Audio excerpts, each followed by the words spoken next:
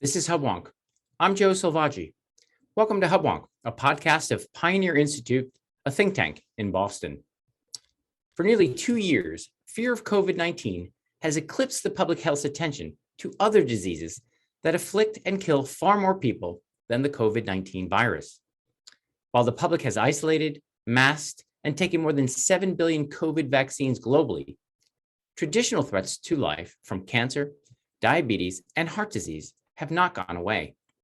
Unfortunately, since the outbreak in early 2020, many individuals' fear of COVID have led them to avoid doctor visits, screenings, and treatment that could identify and treat their disease.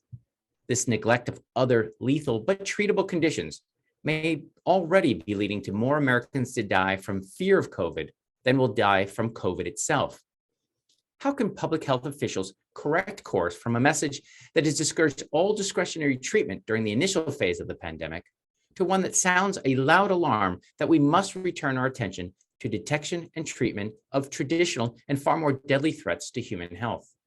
My guest today is Dr. Bill Smith, visiting life science fellow at Pioneer Institute.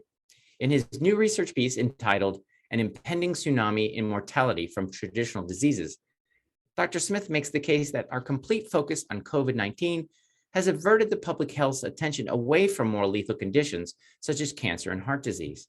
This lack of attention for other treatable, deadly diseases, coupled with the fear engendered by COVID-19, may well result in more deaths attributable to fear of COVID than to the disease itself. When I return, I'll be joined by Pioneer Institute's Dr. Bill Smith. Okay, we're back. This is Hubwonk. I'm Joe Selvaggi, and I'm now joined by visiting fellow in life sciences at Pioneer Institute and a good friend of the Hubwonk podcast, Dr. Bill Smith. Welcome back to the show, Bill. Thank you, Joe. Glad to be here. Well, I want to talk to you or with you about the newest research piece that you just released entitled An Impending Tsunami in Mortality from Traditional Diseases and Implications for Public Health. It really struck me hard and it gave me a lot to think about. Let's start at the beginning for the benefit of our listeners with some background. I'll just throw in that we're now approaching the second year of COVID since it was first discovered in China in 2019, hence COVID-19. The disease has reached every part of the world. We know now we have new strains, the the Delta variant, which are both more contagious and more deadly. And you know, this is the bad news. The good news is that we've got some effective, safe vaccines and therapies. In fact, an earlier episode of Hubwonk, we featured the fact that we hope to be approaching zero COVID deaths very, very soon. So this is where we begin. Your paper starts out with some background on how deadly COVID is and compares to some of the diseases mankind has experienced in the past. Let's start at the very beginning. How bad and how deadly is COVID compared to other things mankind has encountered? Well, it's not as deadly as HIV. It's not as deadly probably as the Spanish flu. And maybe that's due to therapeutics and vaccines. But it's even not as deadly as some of our current traditional diseases. So COVID is now probably the number 2 or 3 killer in the country. And there was a point in January and February where it was the number 1 killer. But there was also a point when it was the number 7 killer. So it's a dangerous disease. What I'm not saying in this paper is that we should ignore COVID. But what I'm saying in this paper is that it's not the number 1 killer. And I think public health authorities, I want to take them to task a little bit because they've ignored the public health campaigns to have people go and get diagnostic tests for more traditional diseases. I focus on cardiovascular disease, but you could look at any disease state, cancer, mammograms, diabetes, A1C tests. There's a whole bunch of diagnostic screenings that fell off the cliff during COVID. So I want to unpack that one piece at a time. I guess Hubwonk might be part of that whole movement. Certainly, we dedicated quite a few episodes to COVID, and I would agree that COVID seems to have eclipsed all other public health issues, definitely to the detriment of the public health. Where do you think we went? We lost our way. So we have, in January, February, we discovered this disease. It was rampant in China and Italy. and it ultimately arrived on our shores. I remember quite well when everything locked down in early March, where you have to expect the public to be frightened and focused on something not well known, not never before seen. Where, if you were a public health person, where did we lose our way in the beginning? I won't even say and criticize public health officials in the beginning, because there was such a lack of knowledge about how severe this disease was, how quickly it was going to spread. And public health officials were groping around, understandably, trying to figure out how deadly this disease was going to be. So I'm not going to criticize them for the 2020 period. But once we started getting vaccines and the rates of COVID started dropping, I really think public officials should have said very publicly, go back to the doctor, get your blood pressure screened, get a mammogram, get your cholesterol tested. They should have made a conscious effort to say, you know what, it's safe, relatively safe to go back to the doctor. And people that are at risk for these traditional diseases should go in and get tested. And they did not do that. They continued talking about COVID nonstop. Which in your paper you say creates a culture of fear, again, in the beginning, and certainly much of that is justified, as you point out, but that fear does have a downside. You chose in your paper to feature a particular disease. We have many things that can kill us, but you chose CVD, cardiovascular disease, as perhaps the emblematic disease of all diseases to make your point. What made you choose that disease? Well, I knew from the beginning, you know what I do for Pioneer. I follow biotech and pharma policy. And I'm getting a little out of my lane with this paper, but I felt like I had to, because I subscribe to all these healthcare blogs and websites, and I'm constantly following media around healthcare. And I started to see these staggering stories. One of them that jumped out at me was a CDC study that said during COVID, mammograms had fallen off the cliff by 87%, 87% fewer mammograms. Right, 7 out of 8. Exactly. And I started looking at all the data for all different disease states, and I became overwhelmed, because in virtually every disease area, people were not going to the doctor and getting the traditional tests. So I thought, I can't write a paper of this size. It's too big. I have to narrow it down. And the logical therapeutic area to focus on is cardiovascular disease, because it's the #1 killer. And it's been the #1 killer even during COVID. There were far more cardiovascular deaths in 2020 and in 2021 than there were COVID deaths. And I also, the data was also very alarming. Blood pressure screenings during COVID down 50%, cholesterol screenings down 35%, stress tests where you might pick up atrial fibrillation or other conditions were down 80%. I mean, the numbers were very concerning, and I thought I really should write about this. Indeed. So all these tests that help keep us healthy fell off a cliff, and one has to assume people remained just as vulnerable, if not more vulnerable, being in lockdown with COVID. So we just essentially turned off the light for all these diseases. One of the things we did early on in Hubwonk is, in the interest of helping people address their health issues, we promoted and encouraged people to use the technology that we're using right now, this remote technology, call it telemedicine, where you can get your doctor from the comfort of your living room, and perhaps not have that non-zero risk of getting COVID while taking a trip to the doctor. Your paper addresses that fact that telemedicine was a complement, but perhaps maybe not the right path for everything and everyone. Yeah, Pioneer has written a lot about telehealth, and we're very enthusiastic about it. We think it should be reimbursed. We think it should be it should be easier to get in touch with your doctor, and telehealth is one way to do that.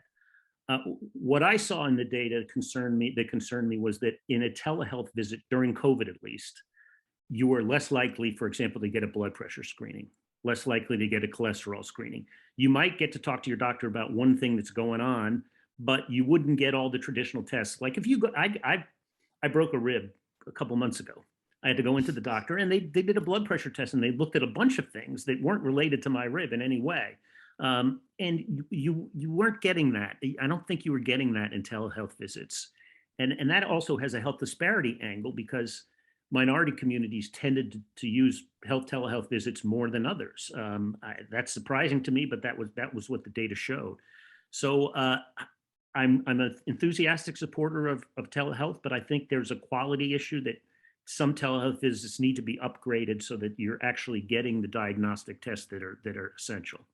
Yes, and in addition to our shows on telehealth, we did have actual emergency room doctors who attested that laying of hands is vital. So we need to see a doctor in real life from time to time. But you also in your paper measure, you mentioned the fall off of mammograms. Let's focus on the tests that relate to heart disease. How, let's translate, let's connect the dots.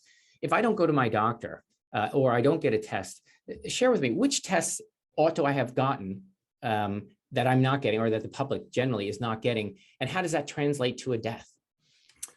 Well, I'm not a cardiologist, but I mean, I would think that blood pressure screenings are the number one thing that should happen. You're going to develop heart disease, and your muscle's going to suffer if you have chronic blood pressure, high blood pressure, that's hypertension that's not being addressed. So I think that's the number one, and that's that may be something that could be done in a telehealth visit, but right now that's not that common. So that's the number one thing I think that was missing. Cholesterol screenings, of course. If you're at risk for atrial fibrillation, there's a whole slew of tests that usually you have to go into your doctor to have a stress test. There's all sorts of things that again fell off a cliff during COVID. And cardiomyopathy, a general weakening of the heart, same story. There are echocardiograms and all sorts of tests that can be done in the office if you're at high risk for some of these things and your heart muscle may be weakening. But a lot of those tests have to be done in the office. They can't be done in a telehealth visit. Now, we are seeing, and you probably see it on TV, that there are these devices where they're selling them on Amazon. You put your two fingers on a device and it tells you whether your heart is beating properly, and it might be able to diagnose atrial fibrillation.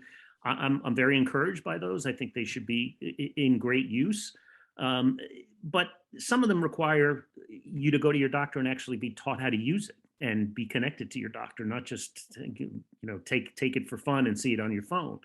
So I think the in-person visits should have been encouraged to a greater degree, to see cardiologists if you're an at-risk patient, or just a normal patient to just go in and get your BP and your cholesterol tested. Now, many of our listeners are thinking, okay, look, I should get these tests, I should see my doctor.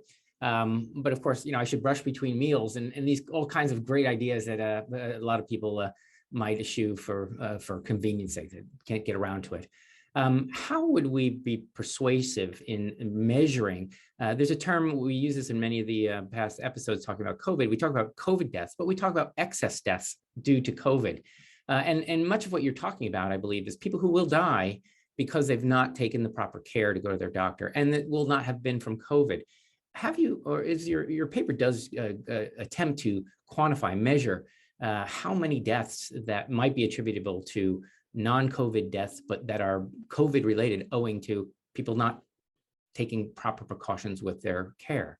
Yeah, Joe, I think the answer is that we don't have good data on this, and we should.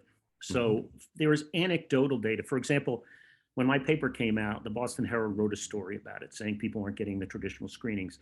And the chief operating officer for Mass General, one of the most important hospitals in the country, went on record in that story and said, yes, we're seeing anecdotal evidence that our emergency rooms are getting flooded with patients with non-COVID conditions, heart problems and other problems. And so I think there should be studies that should be done where researchers go into the emergency room and they say, okay, you're having some heart pains, chest pains. When was the last time you got screened? And we start to try to figure out the hard data on how many people that are showing up now in large numbers are showing up in large part because they didn't get screened for 18 or 20 months. That I think that would be very valuable data to have, and I think researchers should be out there looking at that. Certainly, that seems like a useful tactic because, I think heart problems present dramatically and quickly. I'm also thinking about all those diseases that take longer to kill us, like cancer, that we won't see. And if we were measuring for excess deaths from cancer from COVID, well, those wouldn't be measurable now because you would not know that lump would not be found for years, perhaps, where a visit to the doctor might have found it immediately. Exactly. If you were 6 years from your last colonoscopy and COVID hit, you might be 8 or 9 years away from your colonoscopy. That's just not a good thing to happen. Right. And so so have you been able to in any way infer from, let's say, the data that we have, you had some numbers in your paper talking about comparing the deaths from heart disease in 2020 versus 2021. Fortunately, the rates of death from COVID are falling. We've got effective vaccines and therapies. They're falling fairly dramatically, whereas heart disease is going in the other direction. At what point, given that there's so many more people dying from heart disease than are dying from COVID, at what point should it appear on the radar of the public health? In other words, when should the headline in the Chiron on CNN start talking about heart disease deaths instead of COVID? I think it should have happened 6 months ago. I mean, that's what I wrote in my paper, that there should have been a public health campaign to encourage people to go back to their doctor and get some of these tests. And I would even recommend, again, we don't know how ominous the tsunami that I warn about is going to be, but I would even recommend that we set up tent cities in neighborhoods like we did for the COVID vaccine or COVID tests, where people can go in, get a blood pressure screening and a cholesterol screening easily, particularly in minority neighborhoods. We're going to do this for free. We're coming into your neighborhood. We're setting up in the parking lot. Come by and we'll screen your blood pressure. Those are the kind of things that public health officials should be doing in large numbers. Well, we're going to get to the if you were king for a day recommendations, because you had a few of those in your paper and towards the end. But I just want to put a fine point on it. At this point, I think you're comfortable in asserting that whereas COVID is a pretty bad disease, it killed a lot of people, more than 750,000 Americans. So we don't want to make light of that. But at this point in the process, the fear of COVID and that fear that keeps us from our doctor is far more lethal and, in fact, a far greater public health threat than COVID itself, and therefore should be treated as it's COVID related, because the fear is COVID related, but it should be treated as dramatically and comprehensively as we treated the actual disease of COVID. That's my view. I mean, COVID was the leading killer for maybe 2 months during this whole period. And cardiovascular disease was the #1 killer for most of the months during this period. And I just think public health officials should have had more context and said to people, look, the overwhelming percentage of older Americans are vaccinated. You can go to the doctor and you can get tested now. Go back now. That should have been happening when vaccination rates started to peak. So again, now we'll get to the king for a day. There are many policy makers who listen to the show, public health leaders. Maybe they knew it in the back of their mind. They said, okay, wait, you're right. We've been COVID turned up to 11 every day. We're missing the forest for the trees here. If you're king for a day, what would you change? What would be some of the first things you would say and do? Well, I made three recommendations in the paper. The first one I've already talked about, a major public health campaign to encourage people to go back to their doctor and get these diagnostic tests. That may be a TV campaign. It may be just public health officials talking about it when they get on TV. And to talk about COVID, they also mention these other conditions and remind people to go back. So that's the first thing, a public affairs campaign to remind people. The second recommendation I make is make it easier for people to get medications. So you do finally go back to your doctor and they give you a prescription, and suddenly you have a $200 coinsurance payment and you don't fill your prescription. I just think for a year or two, we ought to have a reduction in copays and out-of-pocket costs so that people actually fill their medications and take them right away. There was, for example, a number that I saw in one of these studies, atorvastatin, which is the lipid-lowering drug, Lipitor when it was branded. It's the most commonly prescribed drug in the country. Atorvastatin prescriptions were down 9% during COVID. And if you think about the number of atorvastatin prescriptions in a year, it's over 100 million, which means that there are 10 million fewer prescriptions for this lipid-lowering drug, important drug being prescribed.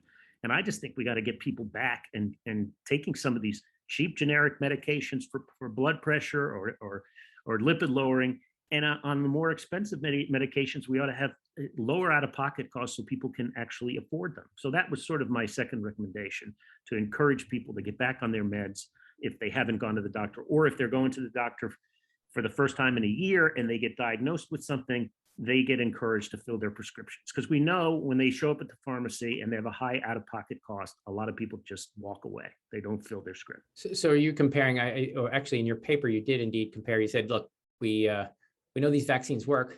We know you need them, but we're going to make the pot a little sweeter and make it free, so as to ensure the greatest uptake possible. You're comparing other lethal or let's say life-saving treatments to a vaccine, and you're saying, let's apply the same logic there to encourage, to avoid this tsunami of mortality. Let's make those. Exactly, at least in a year or two. I mean, how many fewer vaccinations would we have had if they had to queue up first and pay a $20 copay before you went and got your vaccine? I think a lot of people would have just said, forget it, I'm not doing it.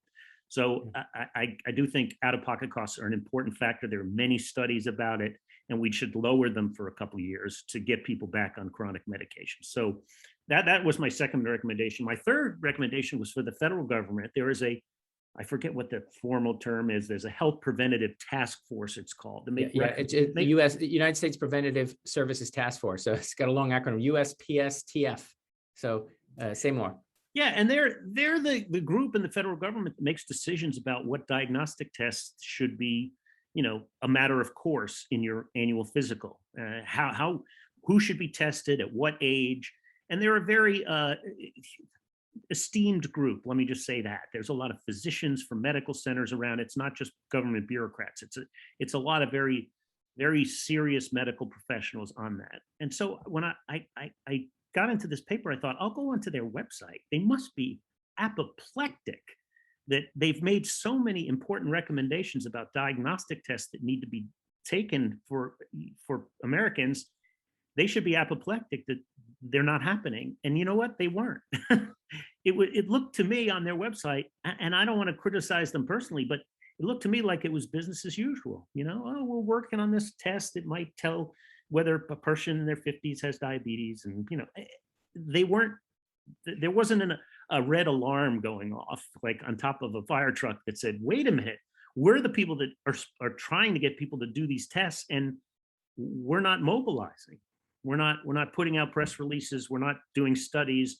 We're not educating the population about how important these tests are. And that concerned me. And so one of my final recommendations is these guys need to get engaged in this public health campaign, and also start putting out some information and data about the important diagnostic tests that are not being performed, the important screenings that are not being performed. Yes, it seems to me that it would be, I don't know if there is such a term called applied health, but all the best science in the world does no good if it's sitting on a shelf in a drugstore or in the hospital. Just like vaccines have to go into arms to work, these treatments that are being developed need to be prescribed and taken to help anyone. Is your future, you've stumbled across something that I think we should have already, as you say, had a big red light on at a national level, a massive mobilization. Do you aspire to look at other, let's say, health challenges? I'm looking perhaps to a future episode on the effect of COVID on public health. We all know people who have literally been broken by this disease, either because they've been in isolation, in fear, absolutely terrified, and these. I'm sure there's a measurable uptick in suicides or just in general depression. Do you aspire to help us quantify what's going on in other areas and other diseases in the future? That's a very interesting topic to me, and I hope people that read my paper are decide we've got to do more research in this area, because I think there are conditions. You mentioned mental health, but the headlines yesterday was that we had 100,000 opioid deaths during the last year. I mean, that's astonishing number. That's staggering. That's much higher than traffic deaths, and nobody's talking about it. And one would think some of it is related to the isolation that happens during COVID. And there are other therapeutic areas like diabetes and stroke and cancer where we should be looking at what the implications were, so that if we have another pandemic like this, the lockdowns don't say don't go to the emergency room or don't go to the doctor. They admitted during the lockdowns that you have to go to the grocery store, and they should have also said you have to go to the doctor. And that really didn't come through very clearly. Now, we're getting close to the end of our time together. You've been a scientist and a member of the, I guess, the big pharma and health community for some time. Why do you think public health has this blind spot? Meaning, if you and I here in Boston on our podcast can identify far more lethal challenges to the American public, why is it that our public health officials are blind to this and remain focused on a disease that, thankfully, because of vaccines and therapies, we're going to rapidly approach zero COVID death? Well, I don't want to be too cynical and read into people's motives, but it seemed to me that the COVID was a golden moment for the public health community, right? You could get on, if you were a local public health official, you could get on TV every night and talk about COVID. If you were a federal public health official, you could be on every cable news show every night. And I don't know why you would during a pandemic. You'd think you'd be at your desk working for solutions. But a lot of these guys, and I'm not going to name names because I don't want to make it personal, but a lot of these guys just never stopped going on TV. Right. And they realized if I talk about COVID, I can get on TV and I can get in the media and I can be quoted in the New York Times and everybody's going to ask my opinion. And, that's natural. It's human nature that you would bask in that kind of attention. And it's also probably true that if you started talking about getting a blood pressure screening, the reporters would fall asleep. They wouldn't be quite as interested in that topic. But nonetheless, I still think they should have plowed through and tried to get that message out. Right. They're not fan servicing. They should be committed to actual public health and shy away from the spotlight and focus on what really matters. Well, we're doing our part. You're doing your part. Your research piece, I think, should grab the attention, and perhaps the ship will change course, and we will see public health officials with the red light saying, go see your doctor. So that, if I'm going to wrap up the show and come up with one massive recommendation, is all of our listeners ought to put down the podcast and make sure they get see their primary care physician and take the medicine that they're prescribed as quickly as they can. I agree 100%. Or your specialist, your cardiologist, your oncologist, whatever your particular health situation is, just don't be scared by COVID. Go back and get a diagnosis, get a screening, get a test. Oh, that's great. Well, we'll leave the show there. I appreciate your coming on and writing such a thoughtful paper. And I think we're part of the change, and you're a big part of it. Thank you very much for joining the show again, Bill. My pleasure, Joe.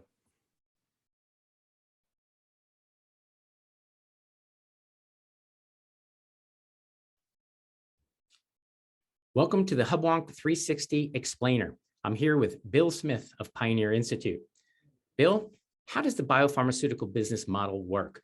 Lots of people have opinions about the biopharmaceutical industry, but there's a broad...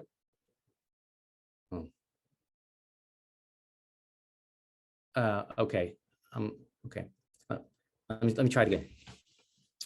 Okay, this is Hubwonk 360. I'm Joe Selvaggi. I'm joined now by Pioneer Institute's Bill Smith. Bill, we're going to talk about how the biopharmaceutical business model works. How is it different from other industries? Well, Joe, it's very different from other industries, and there are many ways I could talk about, but let me narrow it down to three. The first way I think it's different is that it's the industry with the largest R&D costs. So there are huge costs up front when developing the medicine. And then generally, there are low manufacturing costs once you discover the medicine, because you have to put the chemical together in a factory, and it may cost 3 or 4 cents a pill, but it's going to sell for $3 or $4 a pill because you've done all this R&D. And that's kind of unique. That's not like the housing industry where the labor costs, the lumber costs, the concrete costs are part and parcel of the manufacturing costs, and they're high. Same with autos. You can't sell an auto for $10,000 if it costs $25,000 to assemble in labor and parts. So the industry is unique in that way. They have low manufacturing costs and high R&D costs. The second way I'd say it's unique, and it shares this with a few other industries, but not all industries, is that it's indispensable to life. When you make a product that people feel are indispensable, there's always going to be political fighting over price. Just as there's price fighting over gasoline prices currently, any essential good for human beings, there's going to be a fight over price. Nobody cares about the price of a Maserati because it's not essential to your life. But products that are essential to your life, there tends to be political wrangling about prices. And that's just a natural part of the industry. It's always going to be part of the industry. And the third thing I think that makes it unique is the patent system, where a branded company does the R&D. It's very expensive. There's a 20-year patent, but they only get maybe 7 years of patent life where they're selling the product. A lot of times the product is under patent for 10 or 12 years during the R&D process, so there's no sales. So for those 7 years, they can charge a kind of monopoly price for that product, which is very, very high. But then the patent expires and the product price drops enormously. This is very unique. There aren't any industries like this. So if you buy a new car for $35,000, you can't get a used car for $100. But actually in the drug industry, you can. When the patent expires on a branded drug, the price will drop to almost nothing, to pennies. And that's a unique feature of the industry. So I think what you're talking about is the generic drug industry. How does the generic drug industry fit into the overall life sciences industry?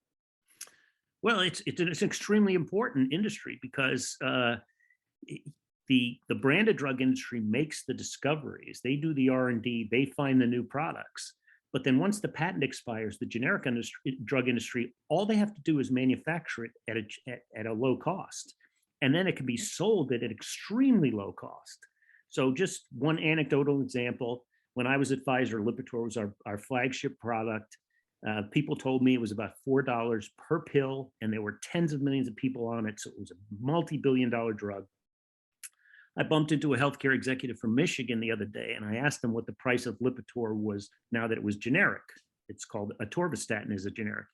He said, we pay about 4 cents a pill. So it went from $4 to 4 cents.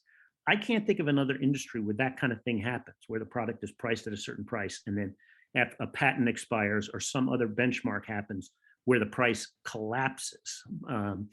That's a unique feature of the industry. And a lot of people don't understand that you shouldn't look just at the branded price of the product. You should look at the average price of the product over 20 or 25 years, because the generic price needs to be factored in. And I think we have a very good system in the United States where the drug goes generic, it's a great innovation, and suddenly it's available to people for pennies. So we create one incentive to develop a new drug, right? And then that's the patent they enjoy, and another path to manufacture the drug in great quantity at low cost. So two paths, one drug. I see. Precisely. So policymakers that criticize drug prices of branded companies, we could overnight, by simply eliminating patents, make all drugs extremely cheap. Just get rid of all the branded patents. You would not have a new drug discovered ever if you did that. You would have the current crop of drugs available for very cheap. We freeze in amber the current formulary and have no new innovation. Finally, why are there so many drug advertisements on television? Why does the TV tell me what drug I should tell my doctor to prescribe to me? Yeah, the advertisements are actually annoying to me when I watch football or something else. There are so many. It's counterintuitive to hear this to some people, but companies go on TV when they're competing with other drugs. They don't go if you discover a first-in-class new drug, that's generally not advertised on TV, because there's going to be demand out there already from the physicians who prescribe it and the patients. But if you invent the third or fourth diabetes drug in a certain therapeutic area in diabetes, you're going to go on TV and advertise that and highlight the features of why your drug is better and try to get your patient who's watching that ad to talk to their doctor about it. It's part of the competition of the market that people say it doesn't exist in the drug industry. That's actually not true. The advertisements are a sign that it is a very competitive market, and those advertisements are very expensive, and they would only spend the money if they thought, we're going to distinguish our brand from the other brands already in the market. And let me also just tell the listeners that you know how they have these terrible side effects that are mentioned in these ads. So they say you could get oily discharge, you could get headaches, you could get this, you Or could die. that is not something the pharma companies want to do. That is an FDA requirement. The requirement says that if you mention what this drug is indicated for, so if it's indicated for diabetes, you also have to mention any of the side effects that showed up in the clinical trials, even if those side effects were quite small and minuscule and only touched a small percentage of the clinical trial population. So that's why you have those ads where they rush through the side effects, because it's an FDA requirement. Well, we'll wrap it up there. Bill, thank you for joining Hubwonk 360 Explainer. Thank you, Joe. Okay, this is Hubwonk 360. I'm now joined by Pioneer Institute's Bill Smith. Bill, we're going to talk about quality adjusted life years. What are QALYs? Joe, QALYs are a cost effectiveness methodology that developed in many of the European countries that have national health services. And if you know anything about national health services in some of these countries like Great Britain, they have trouble paying for many of the products because they're free, many of the therapies because they're free and there's high demand. So they tried to invent a cost effectiveness system to rate and value different therapies, and QALYs are the most commonly used. Why are they problematic for patients? So QALYs measure the value of a drug based on its ability to prolong your life and to improve the quality of your life. So you may say, oh, that sounds commonsensical, but actually it's not. So if you're 30 years old, you have more life years and you can live longer potentially. So a therapy for a 30-year-old may be valued more highly than a therapy for a 70-year-old. Same is true on the quality of life side. If you're living with a disability and someone else is not living with a disability, the medicine for the person not living with a disability may be rated more highly because the person doesn't have quality of life issues. So it gets problematic for a bunch of different populations. And I can go into details. I found the same infirmities in the QALY in cancer as well as rare diseases. Now, what countries use QALYs? Well, it was famously invented in Great Britain, but most countries use it. The Canadians, New Zealanders, Australians. The one major exception to the use of QALYs, I think, is Germany. And not surprisingly, Germany is second to the United States in the availability of new therapies to patients. They don't block access to new drugs as much as the countries that do use the QALY. Now, are there alternatives to QALYs in establishing the value of drugs? Yeah, there are a lot of people that try to come up with cost effectiveness models. I'm a kind of market guy, and I think that we all are here at Pioneer. Yeah, the common wisdom is smarter than the economist with a slide rule, and so I think the market tends to sort out patients, families, physicians, payers, pharma companies. All of those actors have different opinions about the value of a medicine, and it ends up getting decided based on the market. If there's high demand by patients and physicians, health plans are more likely to cover it. If there's no low demand, health plans are not likely to cover it. This recent drug approved by Biogen is an example of that. They were hoping it would sell well in the commercial world, and a lot of physicians didn't prescribe it, and they had very low numbers, and there wasn't high demand. So a lot of health plans are not covering it in the commercial world. Now, would the widespread use of QALYs in the U.S. impact research and development? And if so, what drug classes would be most impacted? Well, if the QALY methodology that's is adopted by the Institute for Clinical and Economic Review, which is the U.S. kind of home base of QALYs, if that methodology were adopted, I'd be most concerned about the R&D on rare disease drugs. Because rare disease drugs have a very unique business model. You might have 3 or 4 or 5,000 patients. It's a super rare disease. And a company might spend $500 million or $1 billion developing the drug, and then you only have 3,000 or 5,000 customers. So the price of that drug is going to be very high. the methodology used by the QALY in the case of rare disease drugs don't have thresholds, monetary thresholds high enough to capture those rare disease drugs and the business model of rare disease drugs. And given that cell therapies and gene therapies are the hottest and most promising and most exciting discoveries out there happening, those are rare disease drugs, and they're going to be more expensive. And if the QALY quashed them, they would quash a lot of important cures. So to wrap up, what would you say are the winners and losers when QALY's used, based on your observation, both here in the US where we do not use them and around the world where they do? Who are the winners and losers? Well, the number one loser is patients. There's no doubt about that, because nations that use QALYs have poorer access to the latest medications that get approved. There's just no doubt about that. That's demonstrated. The winners in the use of QALYs are probably the politicians who are trying to cut the healthcare budget, and they need a fig leaf that has the sound of being scientific. And the use of QALY has this quasi-scientific aura around it. We're crunching numbers, we're economists, we're putting data into the computer, and we're going to come up with a number that values that drug.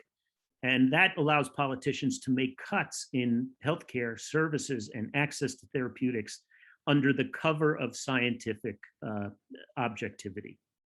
Well, we'll leave it there. Thank you very much for being on Hubwonk 360, Bill.